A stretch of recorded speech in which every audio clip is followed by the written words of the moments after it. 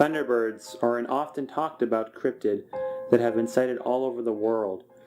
Explanations for these enormous bird-like entities range from over-exaggeration and misidentification to an undiscovered species or previously thought extinct animal like pterosaurs.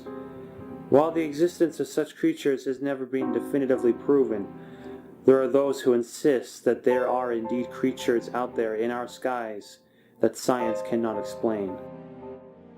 Such was the case for one ordinary family in the small town of Lawndale. At 8:30 p.m. on July 15, 1977, Ruth Lowe was watching her son and several neighborhood kids through her kitchen window when suddenly two enormous black birds swooped out of the sky and began attacking Ruth's son Marlon. One of the birds grabbed Marlon and began to lift the terrified lad into the sky.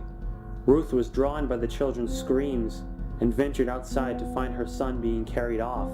Fueled by parental instinct, she dropped what she was doing and ran to her son's aid, beating on the bird with her fists until it finally let go of her son. The birds then spiraled upward into the sky and disappeared over the rooftops. Ruth went public with her story, and sadly she and her family received harsh mockery and rebukes from their neighbors. That was until more reports of similar encounters began cropping up all over the small town.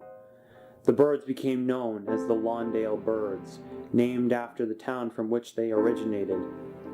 So far, there has been no clear-cut explanation for what happened to Ruth and her son.